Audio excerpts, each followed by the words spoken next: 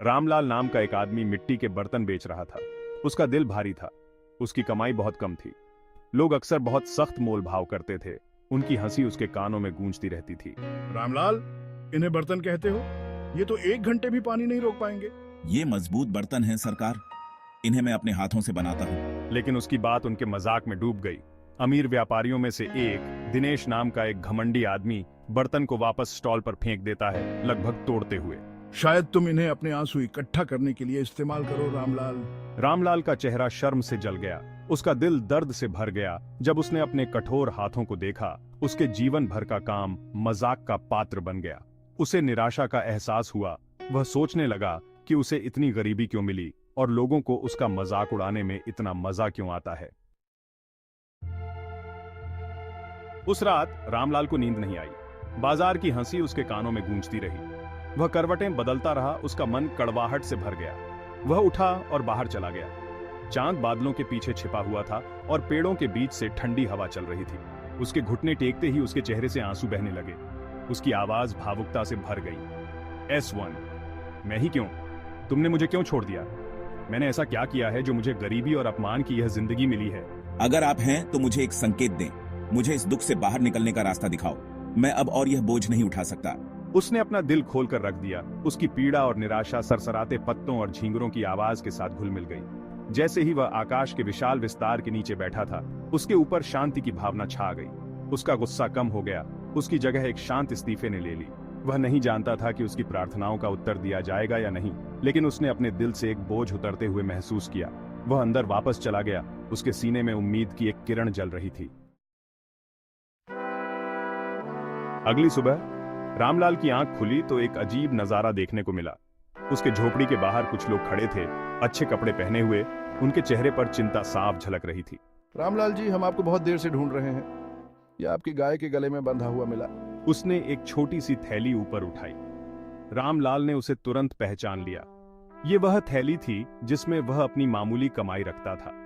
उसने उसे सुरक्षित रखने के लिए अपनी गाय के गले में बांध दिया था। मैं तो उस थैली के बारे में बिल्कुल भूल ही गया था।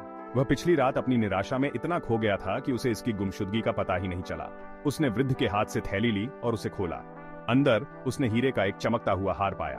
लगता है कल रात आपकी गाय हमारे डेरे में घुस आई थी। यह हार मेरी बेटी का है। उसकी शादी होने वाली है और ये उसका दहेज है। ये मिलने पर हम आपके सदा आभारी हैं। रामलाल आश्चर्य से देखता रह गया। उसने अपने जीवन में इससे कीमती चीज पहले कभी नहीं देखी थी।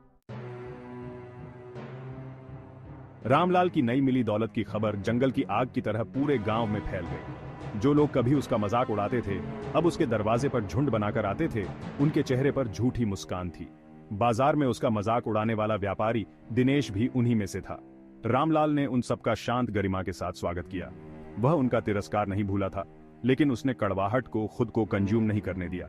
उसने अपनी दौलत का इस्तेमाल जरूरतमंदों की मदद करने, गांव के बच्चों के लिए एक स्कूल और बीमारों के लिए एक अस्पताल बनाने में किया। रामलाल, मैं बहुत ही मुश्किल में हूँ। मेरा व्यापार चौपट हो गया है और मैं बर्बादी की कगार पर हूँ। मैं तुमसे कर्ज की भीख मांगता हूँ और वादा करता हूँ कि ब्याज समेत चुका दूंगा।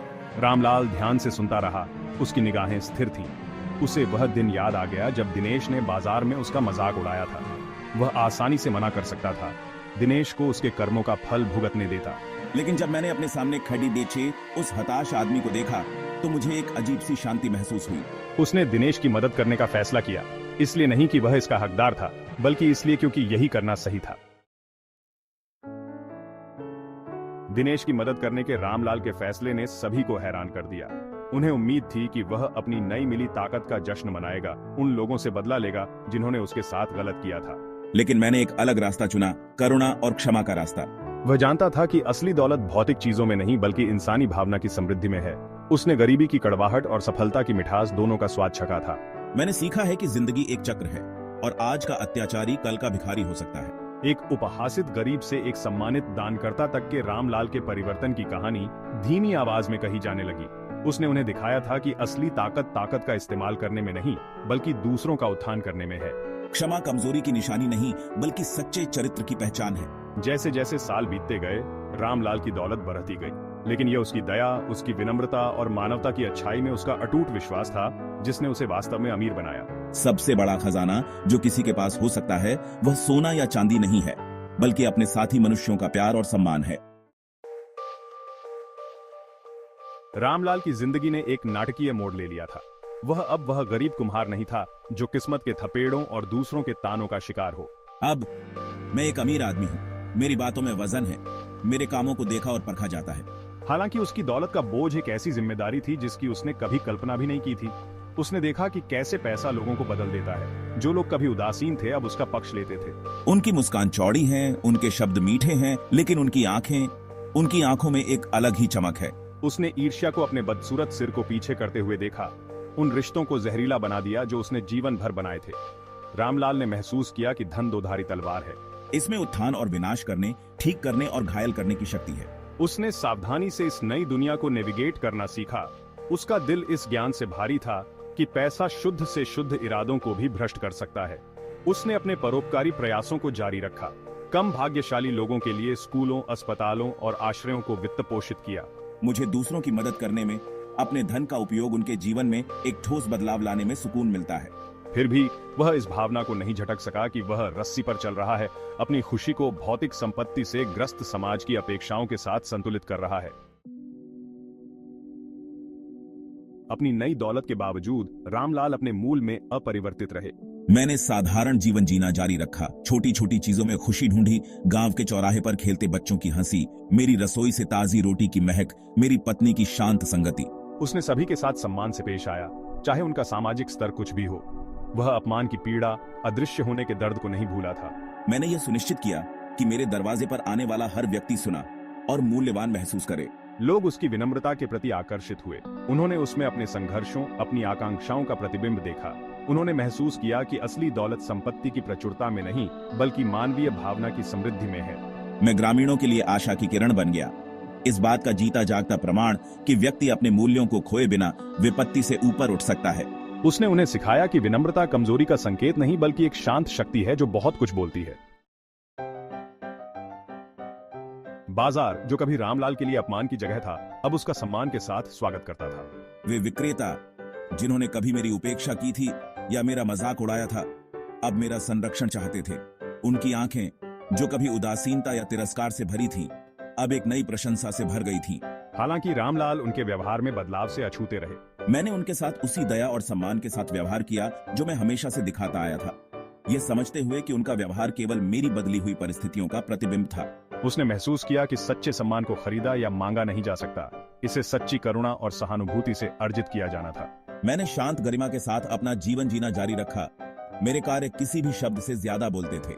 रामलाल की कहानी गांव के लोकगीतों का एक अभिन्न अंग बन गई। एक कहानी जो एक पीढ़ी से दूसरी पीढ़ी तक फुसफुसाती रही। वह अब सिर्फ रामलाल कुम्हार नहीं थे। मैं रामलाल था, दयालु, विनम्र, वह व्यक्ति जिसने उन्हें सम्मान का सही अर्थ सिखाया था।